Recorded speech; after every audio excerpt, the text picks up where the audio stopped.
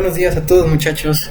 Vamos a empezar con el último tema que nos alcanza, con el tiempo que tenemos. Y la última vez nos quedamos en todo esto de los picos cromatográficos. Vamos a verlo con más a fondo. Ahora, cómo calcular el área de un pico cromatográfico. Fíjense que no es tan común que nosotros calculemos el área de un pico cromatográfico, porque estos aparatos, el HPLC por ejemplo, ya nos calcula el área. No es tan necesario que nosotros la calculemos, pero pues siempre es bueno saber cómo calcularla.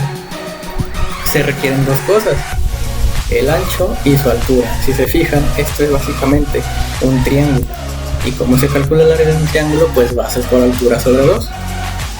Para obtener la altura basta con medir desde el punto más alto del pico, es decir, desde aquí hasta su base, y listo, ya tendríamos la altura.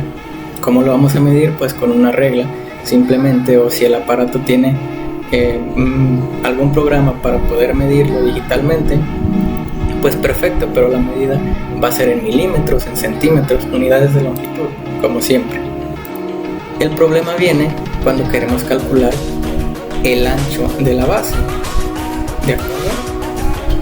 Para calcular el ancho, si tuviéramos el ancho de la base, pues ya simplemente hacíamos la fórmula del triángulo, que área es igual a base por altura sobre 2, y listo, tenemos el área. Sin embargo, nosotros no sabemos cuánta base tiene, ¿de acuerdo? Además, esta base de aquí y esta de aquí, o esta zona de la base, es muy diferente a toda esta, ¿verdad? Pues bueno, para eso lo podemos solucionar. Una vez que tengamos la altura, vamos a dibujar dos líneas que pasen por los catetos de lo que vendría siendo nuestro triángulo, dos líneas rectas que pues hagan eso, dibujen el triángulo que es el pico. Una vez que tengamos estas dos líneas, vamos a medir la base que hay entre estas dos líneas que forman nuestro triángulo, que vendría siendo nuestro pico, ¿vale? Y pues eso sería todo lo que tendríamos que hacer. Si se fijan ustedes aquí, no estamos tomando en cuenta esta zona ni esta zona, pero estamos tomando en cuenta esta zona de aquí. El dibujo no es a escala, pero teóricamente lo que nosotros dejamos, lo que nosotros omitimos en esta parte, se va a contemplar en esta parte que estamos tomando, ¿de acuerdo? Es la manera más sencilla como nosotros podemos calcular el área. No va a ser el área exacta, pero va a ser un área muy parecida. Y como les dije, el mismo aparato, el HPLC, calcula el área directamente. Así es de que el teorema básico para calcular el área es este. Ya el programa hace diferentes arreglos, diferentes derivaciones, y calcula el área exacta. Pero si no tenemos un programa y nada más tenemos la pura hoja donde nos muestran los picos, pues entonces nosotros la podemos calcular de esta manera. No va a ser el área exacta, pero va a ser muy parecida al área original. Y bueno, sabiendo eso, vamos a pasar ahora sí a las teorías. Primero tenemos la teoría de platos cromatográficos. Esta teoría contempla para la cromatografía el identificar, el purificar y el cuantificar la muestra.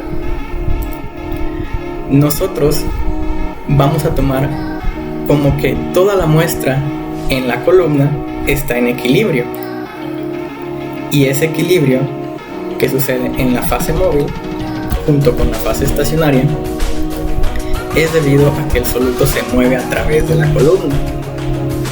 Así es de que nosotros vamos a poder decir, una vez que la columna esté llena, que nosotros tenemos un equilibrio desde que entra hasta que sale de la columna, ¿de acuerdo? Tenemos aquí nuestra columna, tenemos la fase estacionaria, Y así es como se verían los platos teóricos. Todos están en la fase estacionaria. Es decir, estamos dividiendo nuestra fase estacionaria en cientos de platos o miles de platos teóricos. ¿De acuerdo? Y en cada uno de estos platos ocurre un equilibrio. ¿Sí? Pues bueno, vamos a seguir. Igual con la teoría de platos cromatográficos. Podemos decir que todos estos platos, no sabemos en el momento cuántos son, pero podemos decir que la columna se divide en n platos teóricos o en n fragmentos, n segmentos. 1, 2, 3, 4, 5, 6 hasta n segmentos o platos teóricos. ¿De acuerdo? Pues bueno. Todos estos platos teóricos se encuentran en la columna que tiene una longitud L, ¿de acuerdo? Desde aquí hasta donde acaba la columna, hasta aquí, porque aquí ya sale, hasta aquí, es la longitud de la columna, es nuestra L, ¿de acuerdo?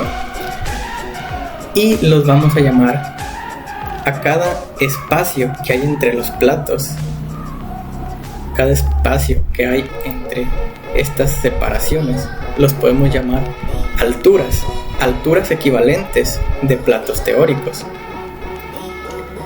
Porque una columna suele tener cientos o miles de platos teóricos y cada plato está separado por una altura generalmente micrométrica entre ellos. ¿De acuerdo? Es una altura que nosotros no podemos observar, pero que forma una separación entre cada plato. Y en esta separación es donde se va a ir separando la muestra. ¿Sí? Por todo eso de la afinidad que ya habíamos visto en clases anteriores. ¿De acuerdo? Pues bien, vamos a seguir. A la altura equivalente de plato teórico se le puede calcular como la longitud que se tiene de la columna sobre el número de platos teóricos. ¿De acuerdo? Así vamos a obtener cuánta altura equivale a la separación entre un plato teórico y otro. ¿De acuerdo? Esta fórmula es importante, así que tengan en cuenta. Vamos a continuar.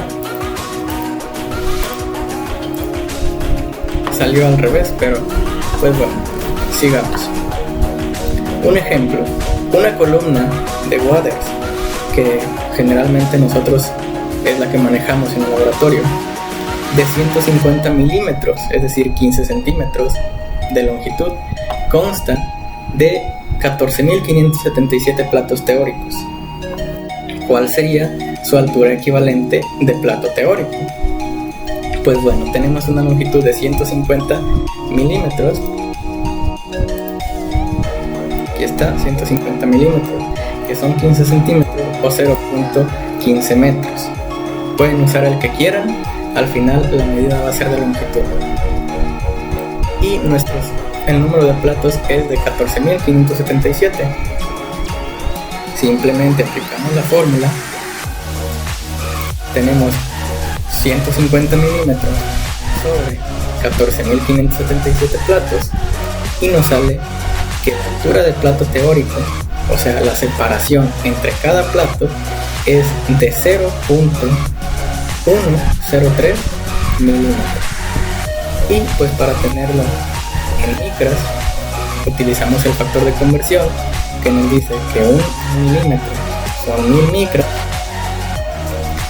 y así podemos obtener que la altura del plato teórico es 10.3 micrómetros.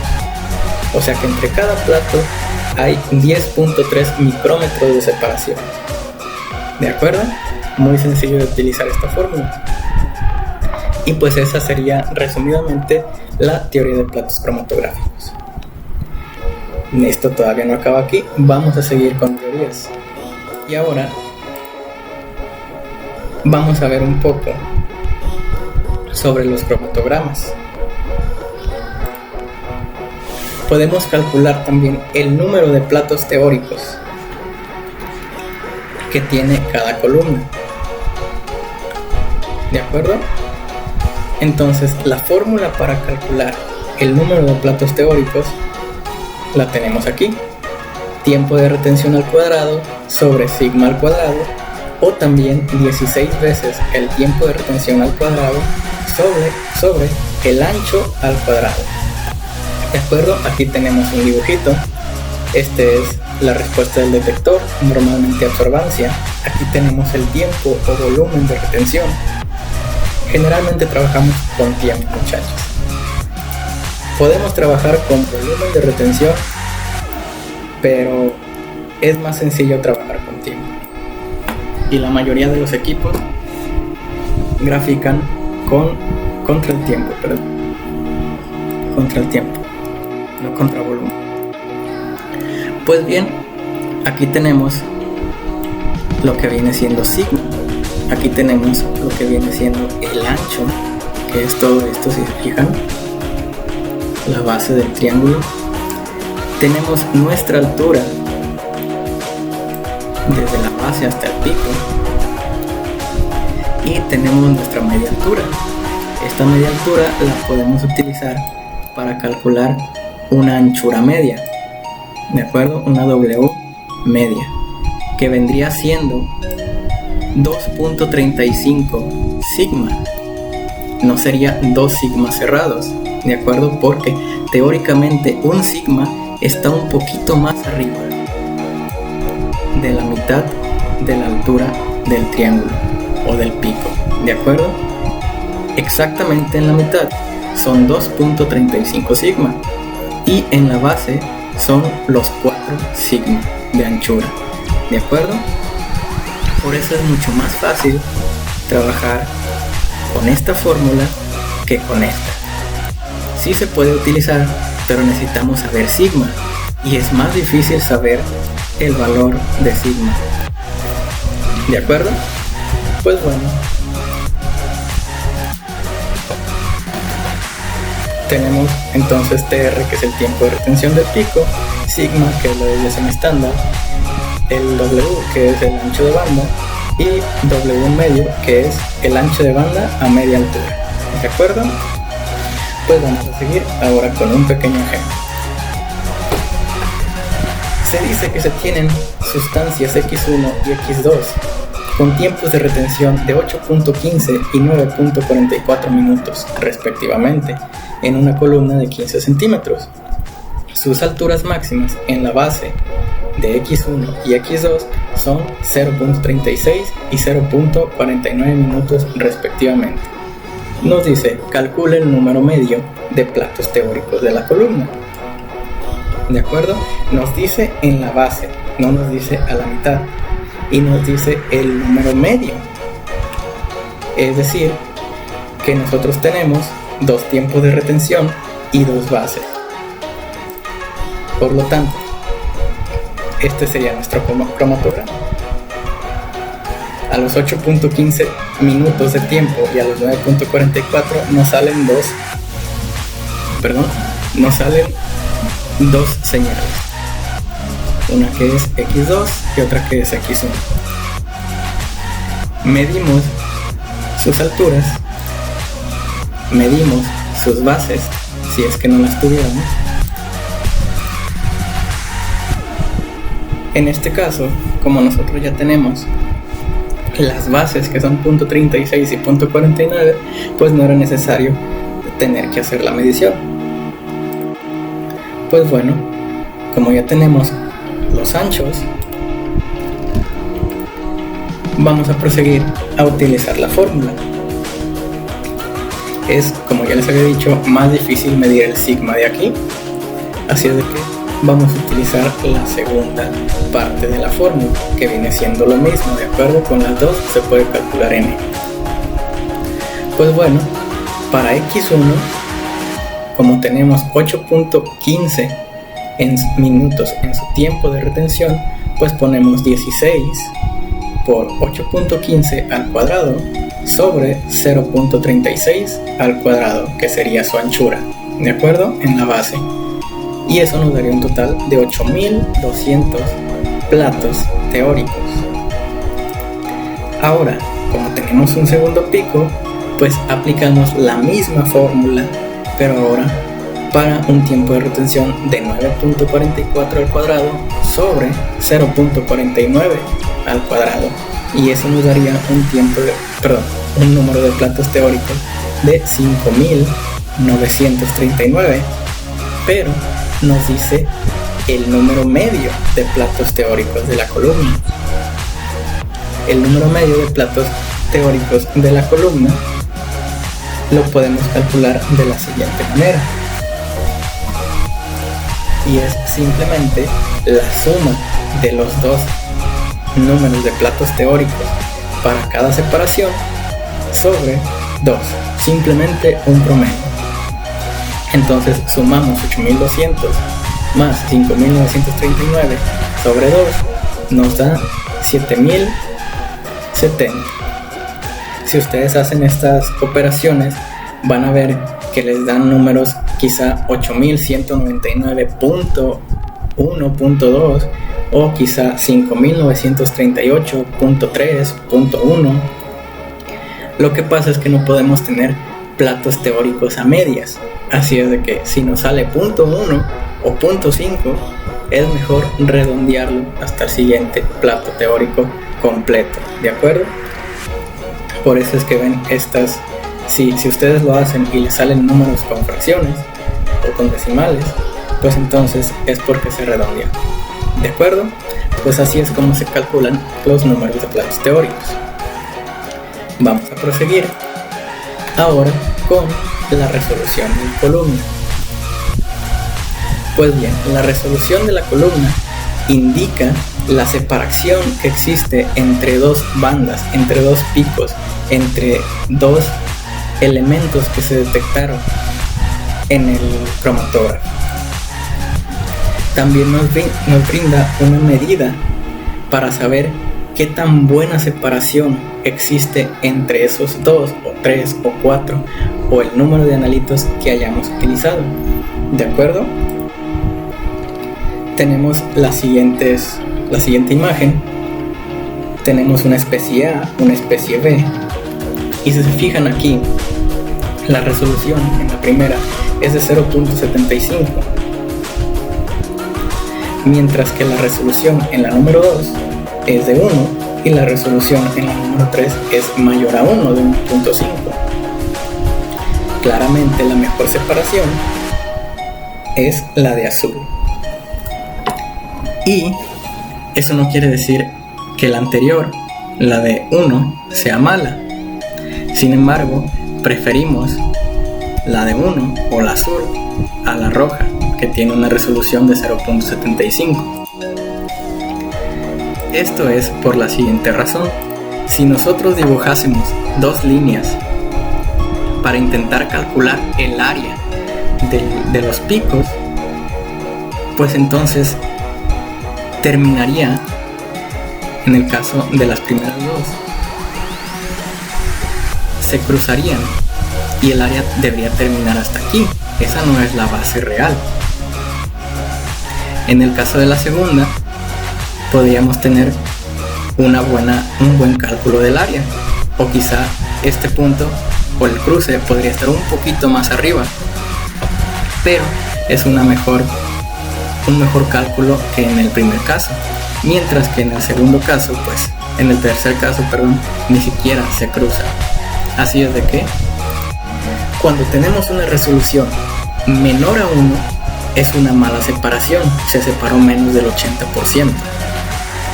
Cuando tenemos una resolución igual a 1 o alrededor de 1 es una buena separación, se separó aproximadamente el 90% del total, aproximadamente un 88 o un 91. Y cuando tenemos una resolución mayor a 1, quiere decir que nuestra separación fue excelente, se tuvo una separación que sobrepasó el 90%. ¿Sí? Lo ideal es llegar al 100%, pero nunca se va a poder separar del todo los analitos, ¿de acuerdo? Pero si estamos por encima del 90-95, excelente. Pues bien, así es como se conoce la resolución. Ahora, ¿cómo se calcula la resolución de una columna cromatográfica? Pues bien, nosotros tenemos aquí el cromatograma, nuestro tiempo muerto o de la fase móvil que ya salió, y nuestros tiempos de retención de la especie A y nuestro tiempo de retención de la especie B. Tenemos igual nuestras anchuras o nuestras bases de los triángulos de la especie A y especie B y el tiempo, ¿de acuerdo? Y una separación entre ambos picos, que lo conocemos como delta Z, ¿de acuerdo?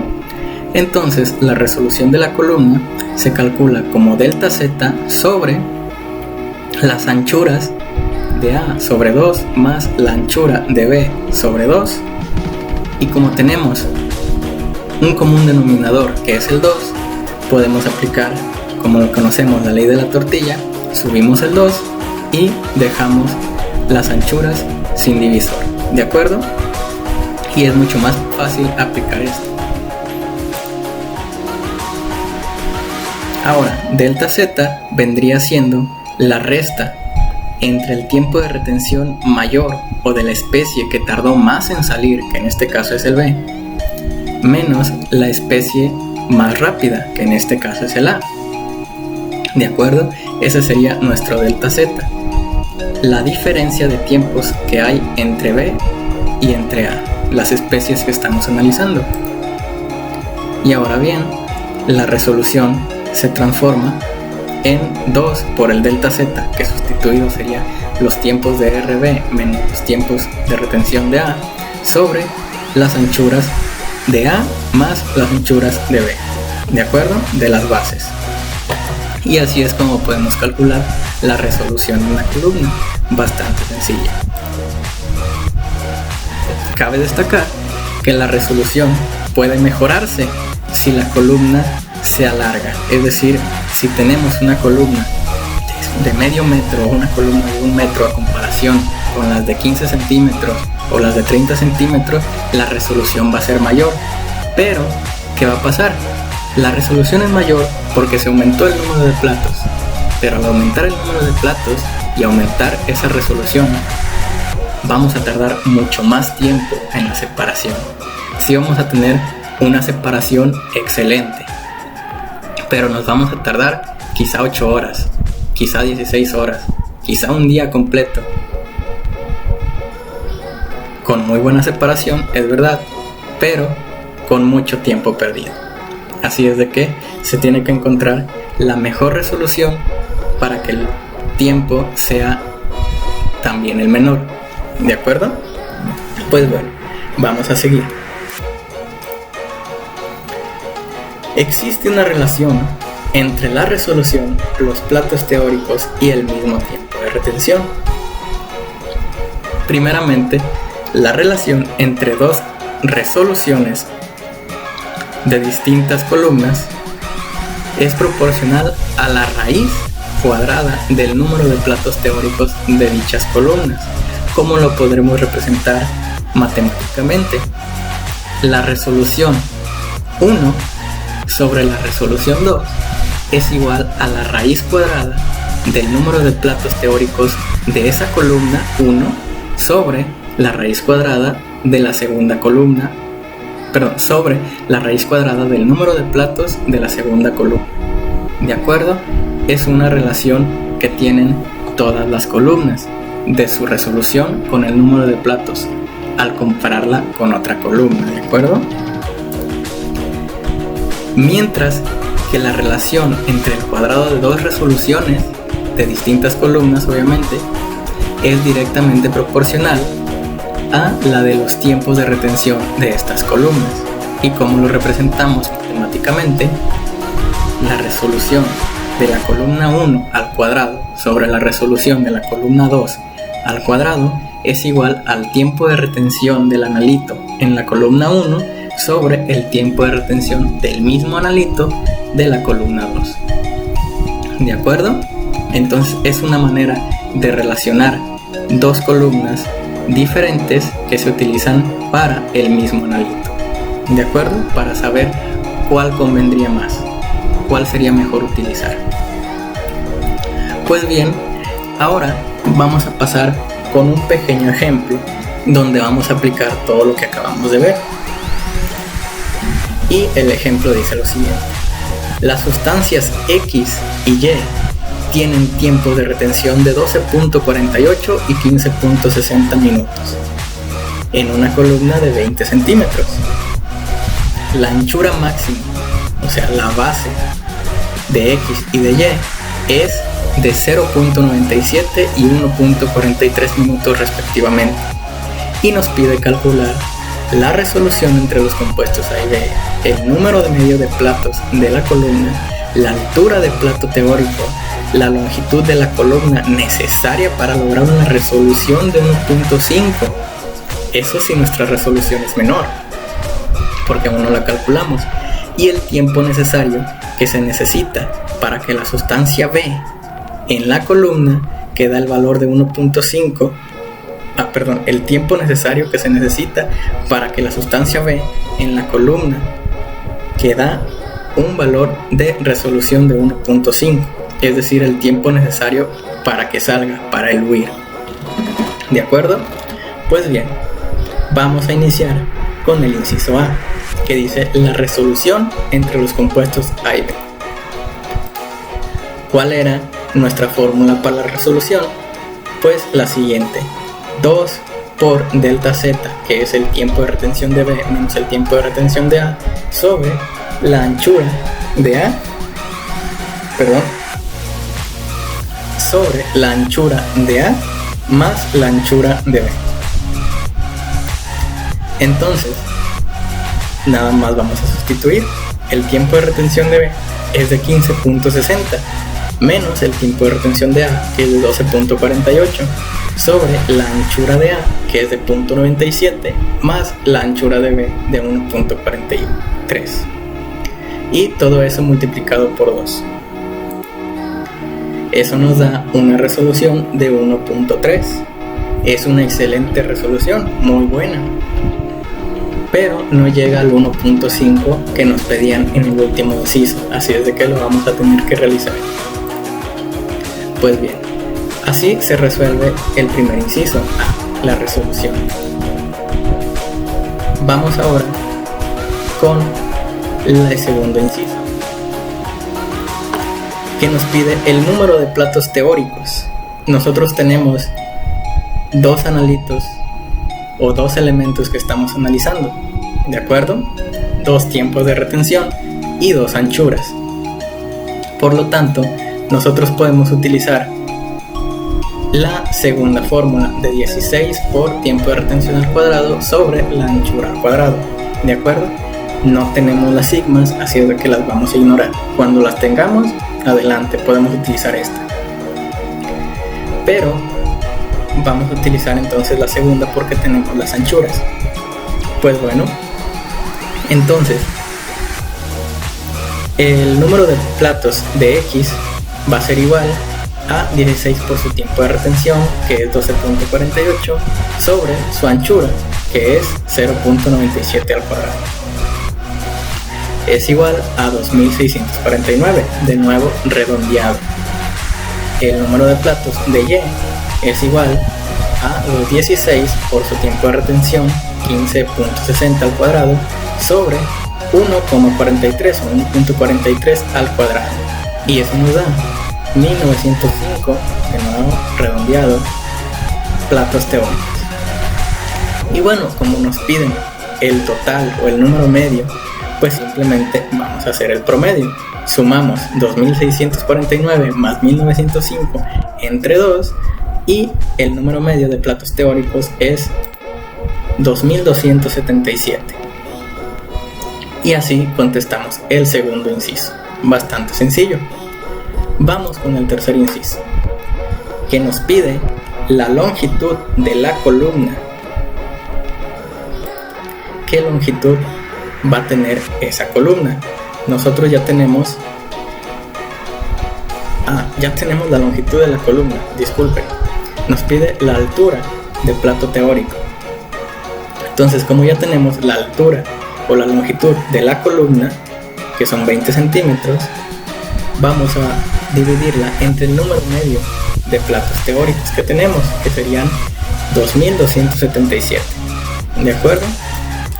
Lo que nos da una altura de plato teórico de 0.00878 centímetros, que si lo convertimos a micrómetros, es decir, lo multiplicamos por 1000, nos daría una altura de 8.78 micrómetros, ¿de acuerdo? Y esa es la altura que hay entre cada plato de esta columna de 20 centímetros. Pues bien, ahí contestamos 3 de los 5 incisos. Vamos por los últimos 2. Nos piden calcular la resolución, el número de platos teóricos que se requieren para llegar a una resolución de 1.5. ¿Recuerdan esta fórmula que nos relacionaba las resoluciones con el número de platos teóricos de distintas columnas? Pues bueno, la vamos a utilizar. Nuestra resolución es de 1.3, pero queremos una resolución de 1.5. Para nuestra resolución de 1.3, nosotros tenemos 2277 platos. ¿Cuántos platos o número de platos necesitaríamos para una resolución de 1.5?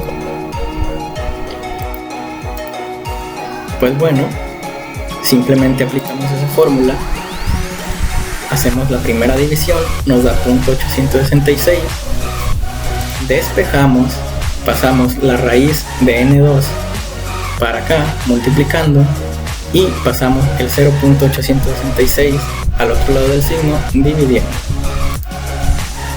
Nos quedaría la raíz de 2277 sobre 0.866 sería 55.1, sería igual a la raíz cuadrada del número de platos de nuestra segunda columna.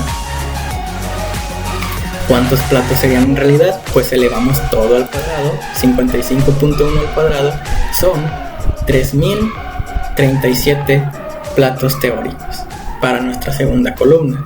Aumentaron alrededor de 800 platos teóricos para llegar a una resolución de 1.5. Y como aumentaron los platos teóricos, claramente también aumentó la longitud de la columna, que es lo que nos pide el cuarto inciso, que longitud se necesita para una resolución de 1.5, porque con 20 centímetros tenemos una resolución de 1.3, pero para 1.5, ¿cuál será la longitud de la columna? Pues tenemos esta fórmula. Nosotros ya tenemos la altura de plato teórico, ¿de acuerdo? Ya tenemos H y también tenemos N. En este caso serían los 3037, porque los 3037 son de la resolución de 1.5, que es la que nos están pidiendo. Los 2277 son de la resolución de 1.3, ¿de acuerdo? Por lo tanto, vamos a utilizar este número de platos teóricos. Entonces, simplemente vamos a despejar. Lo que nos interesa es L, la longitud. Pasamos el número de platos multiplicando a la altura equivalente del plato teórico, o H para resumir, y nos quedaría L igual a N por H. Sustituimos N, que son 3037 platos, por la altura, que es 0.00878 centímetros, o si lo quieren ver con micrómetros serían 8.78 micrómetros, y eso nos daría una longitud de 26.65 centímetros. ¿De acuerdo? Nuestra nueva columna debería tener 26.65 centímetros de longitud para lograr una resolución de 1.5. Muy bien, y así es como resolvemos el cuarto inciso. Vamos ahora por el último inciso, que nos pide el tiempo que va a tardar en eluir la sustancia B en la nueva columna de resolución de 1.5. Pues bien, ahora vamos con la fórmula que nos relaciona la resolución con el tiempo de retención. Ya tenemos la primera resolución, que es 1.3, la de siempre, la que nos dio en el primer inciso. La comparamos con la de 1.5, que es la que acabamos de calcular en el inciso anterior. Su longitud, su número de platos, estas dos, el número de platos y la longitud, son para una columna que tiene una resolución de 1.5, no de 1.3, ¿de acuerdo? Pues bueno, en la columna con una resolución de 1.3 tenemos el tiempo de retención de 12.48, ¿sí? Ahora lo que tenemos que hacer es despejar el tiempo de retención. Primero elevamos al cuadrado 1.3 al cuadrado sobre 1.5 al cuadrado y nos da 0.7511. ¿De acuerdo? Pasamos el tiempo de retención al otro lado multiplicando y nos quedaría de la siguiente manera. Solo nos queda pasar dividiendo el 0.7511 al otro lado del signo para que nos dé un tiempo de retención de 16.61. Quiere decir que nos vamos a tardar aproximadamente 4 minutos más con una mejor resolución. Realmente lo vale, 4 minutos no es tanto tiempo, ¿de acuerdo?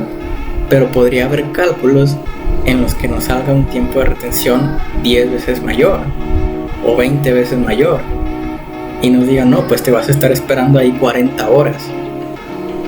Entonces realmente eso no es tan sustentable para las empresas, ¿de acuerdo? Mientras más rápido, mejor, pero también hay que cuidar la calidad de la separación. Para eso nos sirve la relación entre resolución, tiempo de retención y el número de platos teóricos. Y pues bien, así se resuelven los 5 incisos de dicho problema.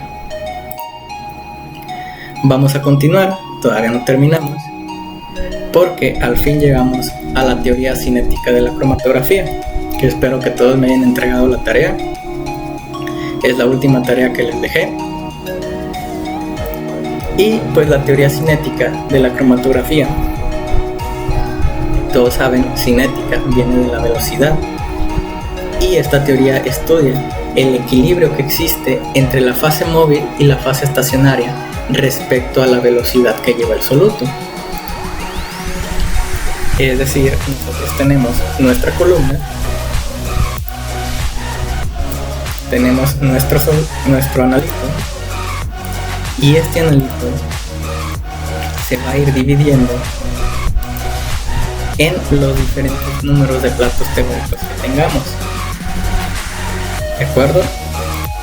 Para formar el dichoso equilibrio. Pues bueno, todas esas separaciones que ocurren en la columna son equilibrios en cada uno de esos platos. En toda la fase móvil y en toda la fase estacionaria, todo el analito está en una concentración equilibrada. Pues bien, la teoría cinética nos dice que aunque esté en equilibrio, ese dicho equilibrio no va a suceder infinitamente rápido. No crean que inyectan la muestra, llega a la columna y de repente ¡pum!, se llena toda la columna y está en equilibrio. No, existen diferentes factores que van a afectar ese equilibrio. Sí va a llegar al equilibrio, pero no en 1 segundo, no en 2 segundos. Va a tardar en llegar a dicho equilibrio por la difusión del soluto y por la misma longitud de la columna, ¿de acuerdo? Entonces, nosotros tenemos la columna, nosotros tenemos nuestro analito y ¡pum!, aparece de repente todo en equilibrio. Eso está mal.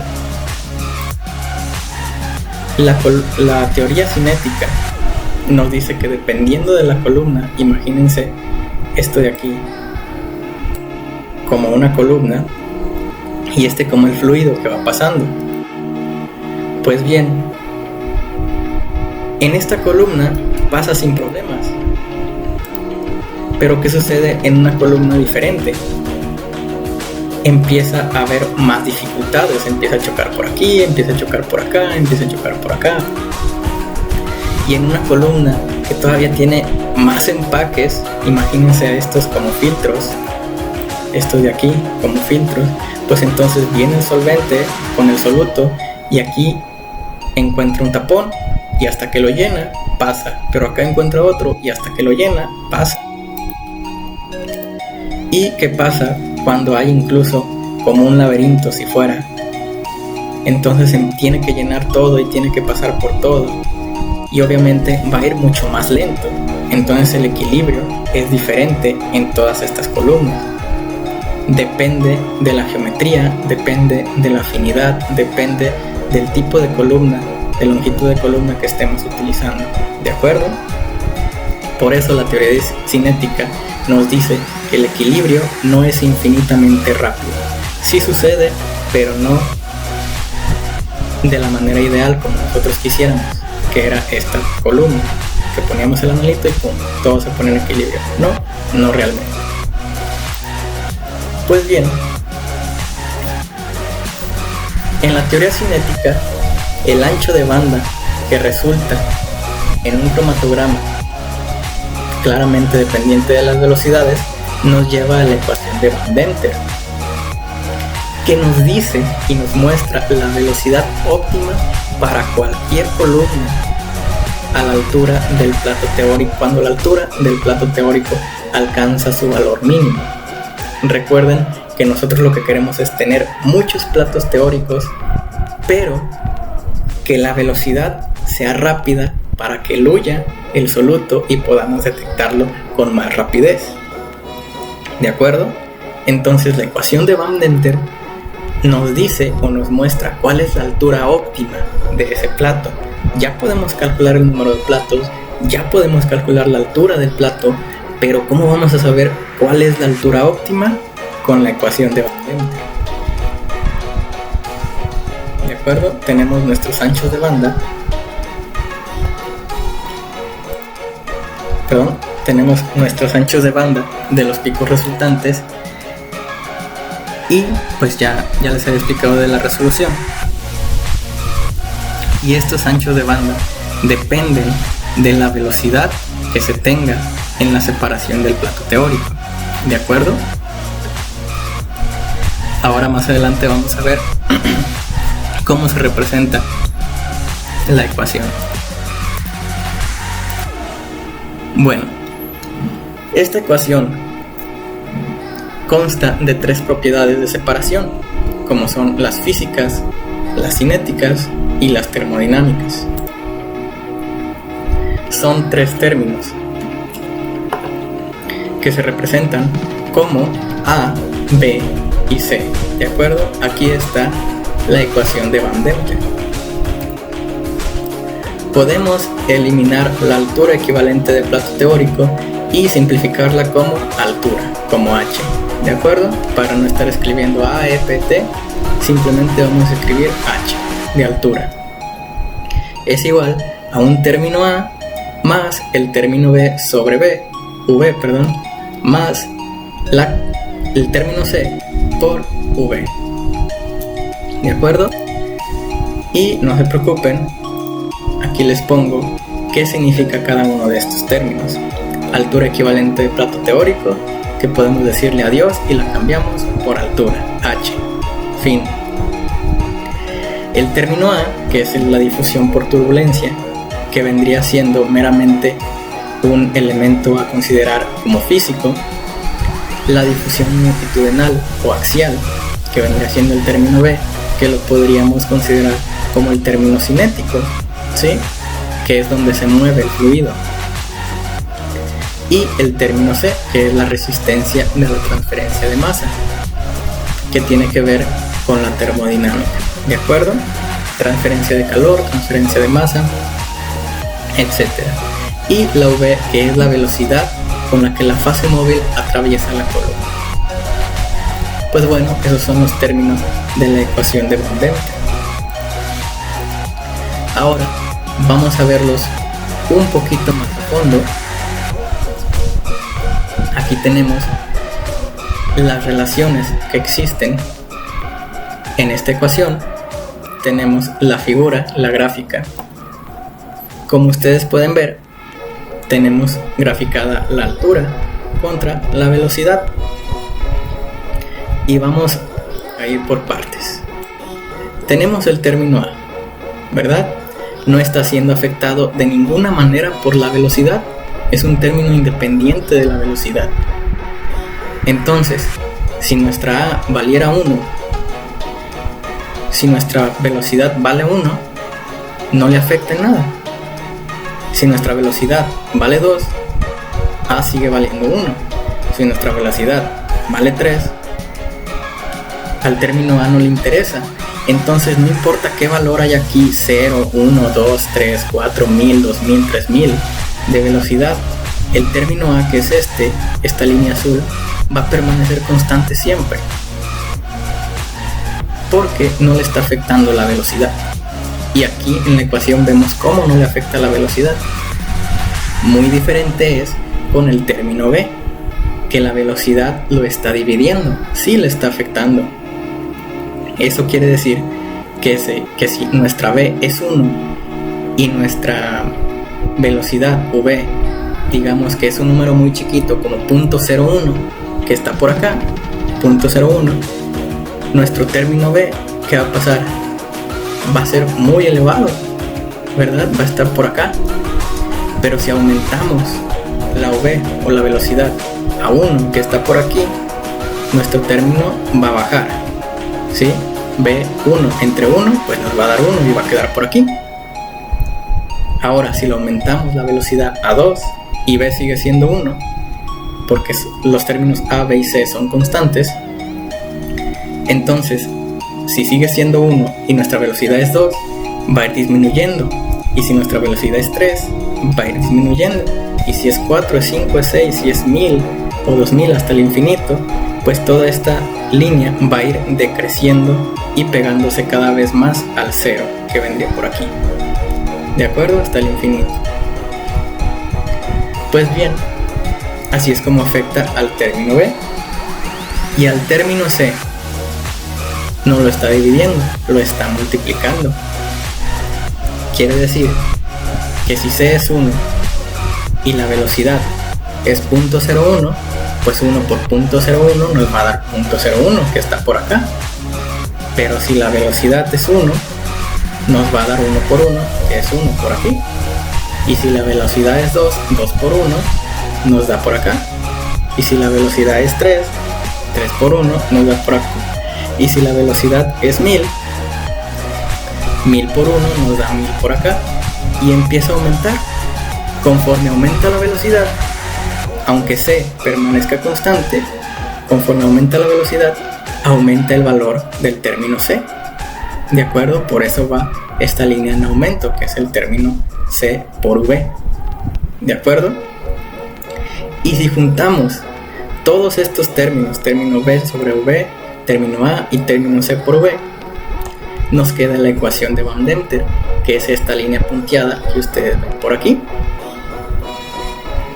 que si se fijan relaciona el término B, que mientras más velocidad haya, más va decayendo, el término C, que mientras más velocidad haya, más va aumentando, y el término A, que viene siendo el independiente que está por aquí.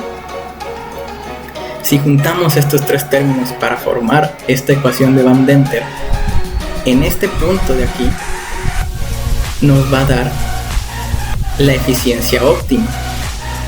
¿De acuerdo? ¿Qué quiere decir la eficiencia óptima? Que es la mejor velocidad que podemos tener para la separación.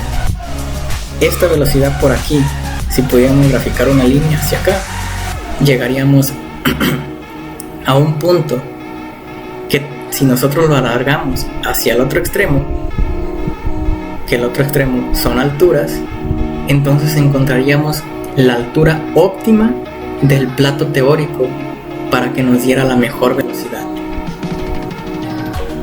Y de eso nos sirve la ecuación de Van Dempel, para poder elegir la altura de plato teórico que nosotros queremos y poder tener la columna más adecuada para nuestra separación. Pues bueno, vamos a seguir un poquito más con los términos A, B y C. El término A, que es la difusión por turbulencia, no depende de la velocidad de la fase móvil, sino que depende de la trayectoria del soluto, del tamaño y forma de los empaques de las partículas y el acomodo del empaque. Como lo podemos ver, solo se utiliza o solo funciona este término en columnas cerradas. Si tenemos columnas abiertas, no existe este término de difusión, ¿de acuerdo? Porque no vamos a obligar al fluido, valga la redundancia, a fluir entre estas partículas, sino que el fluido se va a poder ir por donde él quiere, ya que es una columna abierta. ¿Cómo se ve esto? Todos estos de aquí, todo esto que vemos aquí, esto, son los empaques. Así es como se verían las partículas en una columna. Entonces, aquí vemos cómo afecta al flujo. El azul o la línea azul, si se fijan, solo tiene una curva pronunciada, y todo lo demás es básicamente pues rápido, ¿no? Pero la línea naranja, amarilla, tiene más curvas y le cuesta más trabajo encontrar por dónde fluir fácilmente, ¿de acuerdo? De esa manera es como se ocurren las turbulencias en el flujo, y la difusión altera esta velocidad, esta difusión, tal cual. Ese es el término A, que no depende absolutamente de la velocidad, pero sí del acomodo y el tamaño de las partículas de la mera columna, ¿de acuerdo? Ahora nos vamos con el término B, que es de difusión longitudinal o axial. Pues bien, este término contribuye al ensanchamiento de las bandas y ocurre con la concentración debido a la concentración del soluto. ¿Qué quiere decir esto? Nosotros tenemos dos picos cromatográficos de diferente anchura y tenemos aquí la columna. Véanla como si fuera una columna acostada. Si hay poca afinidad por el soluto a las paredes de la columna o a los empaques de la columna, y aquí se queda muy poco, vamos a tener este tipo de picos. Pero si hay mucha afinidad del soluto a la columna, entonces la fase móvil va a seguir arrastrando el soluto, pero mucho se va a quedar en las paredes, lo que hace que el ancho del pico sea todavía más grande, ¿de acuerdo? Sí, el color morado es el soluto en las paredes de la columna o en los empaques de la columna. Mientras más se quede, más ancho va a ser el pico. Mientras menos se quede, más sesgado o más bonito, como debería salir, va a mostrarse en el cromatógrafo esta señal, ¿de acuerdo? Pues bueno, ese es el término de difusión longitudinal o axial, o el término B. Vamos ahora con el último término, que es la resistencia a la transferencia de masa. Este término considera que se está fuera del equilibrio, completamente fuera del equilibrio, porque la fase móvil va a arrastrar al soluto, mientras que la fase estacionaria se lo va a quedar. Entonces la transferencia de masa entre estas dos fases no puede ser equilibrada, de tal manera que nosotros tenemos entonces, si estuviera en equilibrio, aquí tendríamos un puntito de soluto y acá otro puntito de soluto y acá otro puntito, y aquí otro, y aquí otro, y aquí otro, y aquí otro, y así sucesivamente, ¿no? Porque todo va a estar en equilibrio. Si la fase móvil no se moviera como la fase estacionaria, ¿de acuerdo? Perdón, si la fase móvil se quedara inmóvil como la fase estacionaria. Esto es en equilibrio, pero la verdad es que en una separación la fase móvil se está moviendo porque se tiene que mover, y entonces es un no equilibrio, o la separación, la transferencia de masa ocurre fuera del equilibrio. Por eso, si nosotros tenemos un puntito aquí, cuando se quiera transferir al estarse moviendo, se va a transferir de esta manera, no directamente, sino que como se está moviendo, va a seguir transfiriéndose de esta forma, ¿sí? Y del lado contrario, si aquí tuviéramos uno y quisiéramos transferirlo a la fase móvil, pues sería de esta forma, para allá, de aquí para allá, no sería directamente proporcional. Es por eso que se considera como que estuviera fuera del equilibrio. Todo esto no está en equilibrio, ocurre en tiempos diferentes, ¿de acuerdo? Además, la fase móvil se está renovando cada vez y cada vez viene llegando más soluto o soluto diferente de este lado. Por eso es que en la resistencia a la transferencia de masa se considera una transferencia fuera del equilibrio, ¿sí? Por la rapidez que se tiene en la transferencia de masa, de acuerdo, de la fase móvil a la fase estacionaria. Y bueno, esos son los tres términos que les encargué investigar. Espero los hayan investigado un poquito más a fondo. Cada uno de esos términos tiene fórmulas, pero a nosotros nos interesa puramente la ecuación de Van Deventer. Nunca está de más que ustedes lo sepan. Ahora bien, un ejemplo que nos dice: calcule para una columna cromatográfica su altura de plato óptima con constantes características de, o sea, los términos A, B y C son los siguientes. Tomando en cuenta que se usan velocidades de 0.5, 1, 2, 3, 4, 5 y 6 mililitros por minuto, nos pregunta qué velocidad elegiría y por qué. Ok, antes de seguir, aquí hice un pequeño cambio. Eliminé el 6 y aquí les puse 0.75, ¿de acuerdo? 0.75 entre el punto 5 y el 1. Este 6 no lo toman en cuenta. Nada más para que vean cómo varía la altura respecto a la velocidad que utilicemos, ¿de acuerdo? Pues vamos a proseguir con nuestra ecuación de Van Deventer. Nos pide altura, calcule la altura óptima con los términos que ya nos da aquí, A, B y C, y todas estas velocidades.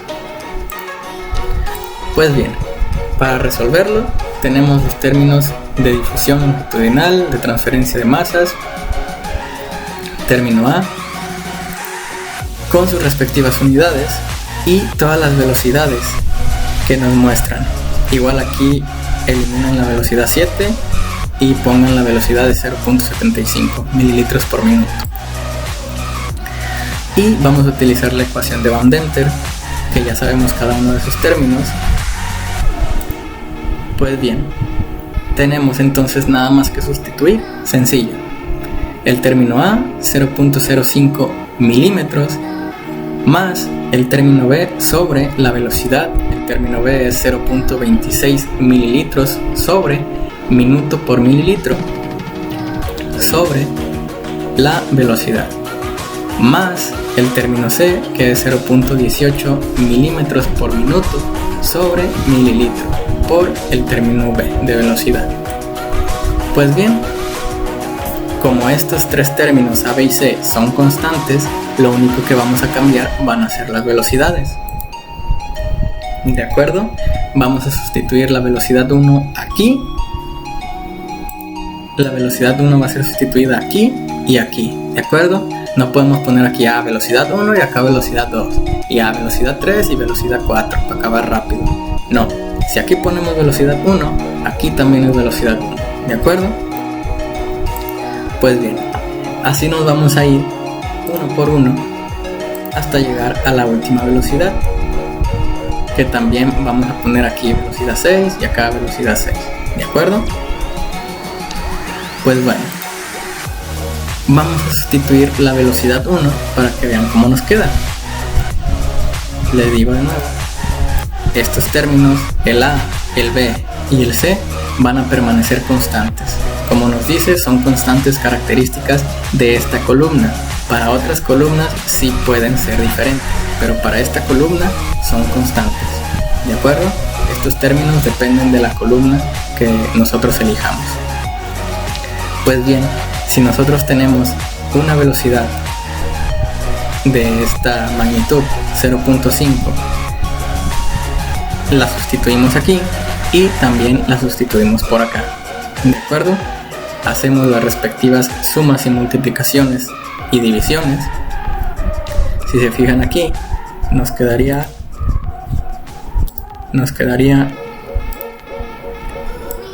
milímetros, mililitro con mililitro se cancela, minuto con minuto se cancela, aplicando la ley de la tortilla, y nos quedan milímetros arriba. ¿De acuerdo?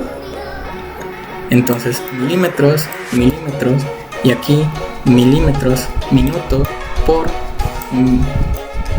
0.5 mililitros por minuto se cancelan y los mililitros se cancelan con los mililitros y nos queda milímetros.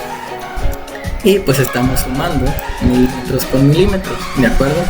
Para que nos dé una medida de longitud, que es una medida de la altura que estamos buscando. Pues bien, eso es para la velocidad 1, pero nos falta hacer para la velocidad 2, que ya les dije que es 0.75, para la velocidad 3, para la velocidad 4, para la velocidad 5, y vamos a hacer exactamente lo mismo. Vamos a sustituir aquí las velocidades, vamos a calcular y vamos a sacar para la altura, para la velocidad 2, para la velocidad 3, para la velocidad 4. De tal manera que nos quedaría de la siguiente manera: la velocidad en mililitros por minuto y la altura en milímetros.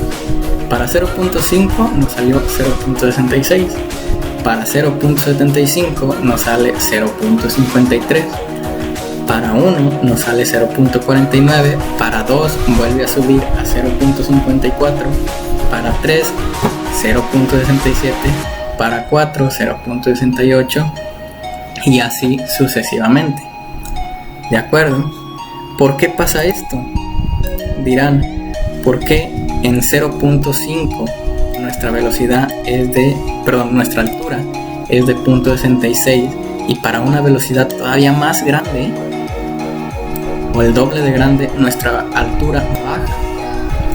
Eso es lo que nos indica la ecuación de Van Deventer. Recuerden que tenemos la gráfica de esta manera. Aquí.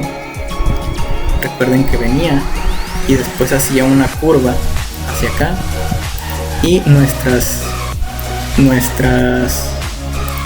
alturas óptimas estaban en esta zona. ¿Sí? Pueden regresar al video si lo quieren ver más a detalle. Y recuerden que aquí nosotros teníamos la velocidad v y acá teníamos la altura. Si aumentamos la velocidad, nuestra altura va a ser mayor. Si disminuimos la velocidad, vamos a llegar a un punto que es aquí, donde vamos a tener la altura óptima. Pero si seguimos disminuyendo la velocidad, o sea, para acá, para este lado, entonces nuestra altura va a aumentar, ¿sí? Por eso la altura aquí está aumentando, aunque la velocidad ha disminuido.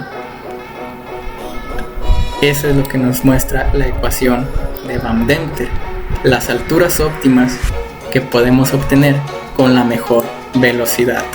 ¿De acuerdo? Entonces nos dice qué velocidad elegiríamos y por qué. Pues lo correcto es elegir la velocidad de 1 mililitro por minuto, porque tiene la menor altura, es decir, que vamos a poder poner más platos teóricos. ¿De acuerdo? Van a poder existir más platos teóricos en la columna y nuestra separación junto con nuestra resolución va a ser mucho mejor, y eso nos va a dar un mejor resultado en nuestra separación. Eso es lo que queremos lograr, la mejor separación en el menor tiempo posible. ¿De acuerdo?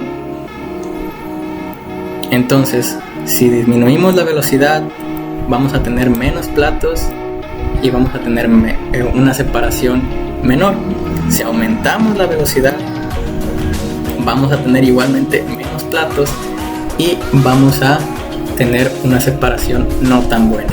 ¿De acuerdo? En este caso, vamos a tener más platos porque la separación entre los platos es la mínima que puede haber para una buena separación. ¿De acuerdo? Pues bueno, muchachos, espero les haya quedado claro. Aquí terminamos ya nuestra clase de Química Analítica 3. Lamentablemente sí faltaron más ejercicios por ver, más ejercicios por hacer, pero considero que con esto es más que suficiente, lo básico, para que puedan tener un buen conocimiento sobre la química analítica. Ojalá más adelante se animen a utilizar el HPLC. De verdad es muy bonito utilizarlo. Puede dar miedo, pero no es complejo, de verdad, no es complejo una vez que se acostumbra uno. Ojalá y aún estando en la escuela puedan hacer más prácticas, puedan hacer proyectos con él, para que cuando salgan a la industria y les toque utilizarlo, ojalá ya utilicen uno de gases o alguno líquido que sea mucho mejor que el que tenemos nosotros ahí en la universidad, y verán que pues la verdad se siente muy bonito poder leerlo y poder utilizarlo para ver cómo se separan y cómo se va detectando los analitos de las muestras que pues valga la redundancia se analizan ahí mismo, ¿no? Pues bueno, muchachos, espero que les haya quedado claro. El tiempo que estuve con ustedes pues me agradó mucho, me gustó mucho.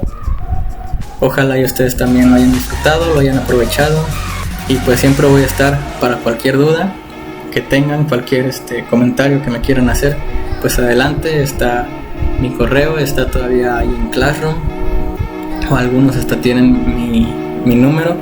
Pues adelante, sin ninguna pena, y pues no me queda nada más que decirles que muchas gracias y mucho éxito en sus próximas clases.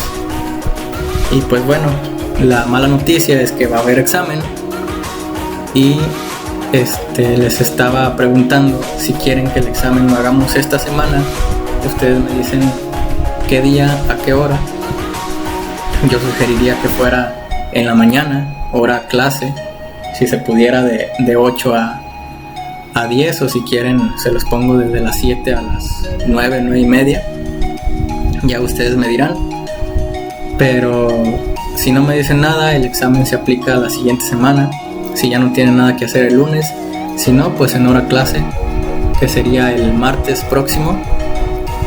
Yo creo que se los pondría de 8 a 10 de la mañana. Y una cosa más, sé que hicimos poquitas prácticas, pero tómenle una foto a las prácticas que se hicieron, que fueron las últimas del manual, creo que la primera también del manual se hizo, y parte de la de cafeína, la extracción de cafeína. Tómenles una foto y me las envían en Classroom, ¿sí? Voy a abrir una sección para que las puedan subir ahí. Y pues bueno, muchachos, de nuevo, muchas gracias. Son mi primer grupo en línea, así es de que sé que no se aprende tan bien mediante esta aplicación de videos, pero igual espero que lo poquito que les pudiera servir les sirviera de verdad. Y pues muchas gracias, y ojalá y nos sigamos viendo ahí en los pasillos de Tech dentro de los próximos meses. Gracias, muchachos, bye.